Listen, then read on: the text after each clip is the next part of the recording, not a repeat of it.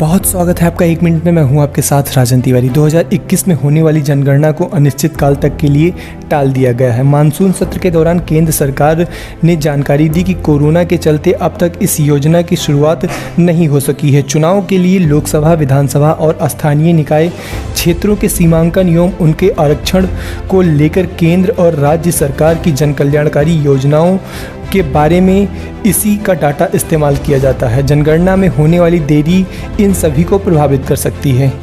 2021 की जनगणना कब तक शुरू हो सकती है? इसमें होने वाली देरी से आम लोगों पर क्या असर पड़ेगा? सरकार की योजनाओं पर इसका क्या असर होगा? देश में जनगणना कब हो रही है? इससे तमाम जुड़े सवालों को आज इस वीडियो के माध्यम से हम आपको समझाएंगे। सबसे पहले जानते हैं जनगणना कब शुरू होनी थी।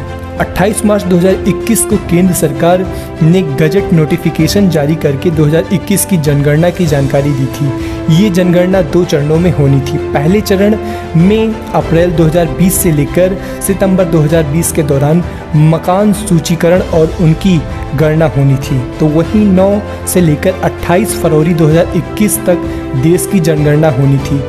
कोरोना के चलते इनमें से कोई भी काम शुरू नहीं हो सका। इसी साल मार्च में गृह मंत्रालय ने संसदीय कमेटी को जनगणना कराने के लिए संभावित नई टाइमलाइन दी है। इसमें पहले फेज यानी फील्ड वर्क 2021 से लेकर 22 के दौरान करने की बात कही गई थी। दूसरा फेज 2023 से 24 तक पूरा कर लिए जाने की संभावना जताई जा रही है।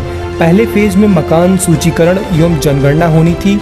इनमें घर की स्थिति, घर में मौजूद सुविधाओं एवं संपत्तियों की गणना होनी थी। दूसरे फेज में जनसंख्या की जनगणना के दौरान जनसंख्या, धर्म, जाति और जनजाति, SC, ST, भाषा, लिटरेसी रेट, एजुकेशन, आर्थिक तमाम चीज़ों की गणना होनी थी। आपको बता दें कि इससे पहले 2023 से लेकर 24 में रिलीज कर दिया जाएगा।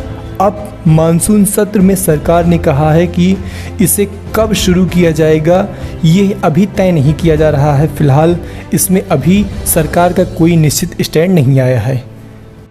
आइए जानते हैं कि इस देरी का सार्वजनिक वितरण प्रणाली पर क्या असर पड़ेगा। सरकार जो योजना बनाती है और उसे लागू करती है उसमें जनगणना का अहम रोल होता है। जैसे 2011 की जनगणना के मुताबिक देश की कुल आबादी 121 करोड़ है।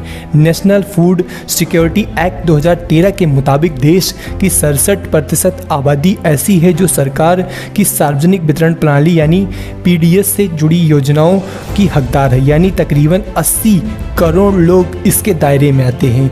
यही वजह है कि हाल ही में केंद्र ने जो मुफ्त अनाज योजना लॉन्च की है उसका लाभ 80 करोड़ लोगों तक पहुंच रहा है। लेकिन पिछले 10 साल में जो आबादी बढ़ी है अब तक उसका कोई रिकॉर्ड नहीं है। वो गरीब परिवार जो पिछले 10 साल इन योजनाओं का लाभ नहीं पा रहे थे उनको लेकर 2021 में जनगणना शुरू होनी थी। इसे ऐसे समझते हैं, आधार डेटा एवं अन्य पॉपुलेशन प्रोजेक्शन के मुताबिक देश की मौजूदा आबादी करीब 139 करोड़ है। अगर इस आबादी के 67% लोग PDS कवर का हकदार माना जाए तो तकरीबन 93 करोड़ लोगों को सस्ता अनाज, सरकार की मुफ्त राशन योजनाओं का लाभ मिलना चाहिए। जनगणना नहीं होने के कारण तकरीबन 13 करोड़ लोगों को इन योजनाओं का लाभ नहीं मिल रहा है। इनमें भी सबसे अधिक UP और बिहार के लोग शामिल हैं, जहां आबादी और गरीबों की संख्या देश की सबसे ज़्यादा है। आइए जानते हैं कि जनगणना में देरी होने से कौन कौन सी योजनाओं पर असर पड़ेगा। छोटी जनगणना का डाटा गरीबी रेखा से नीचे रही 3 करोड़ से ज़्यादा विधवाओं, विकलांगों, बुजुर्गों को आर्थिक मदद देने में इस्तेमाल किया जाता था। 2011 की जनगणना में केंद्र सरकार ने सामाजिक आर्थिक जाति जनगणना यानी SECC की शुरुआत की थी।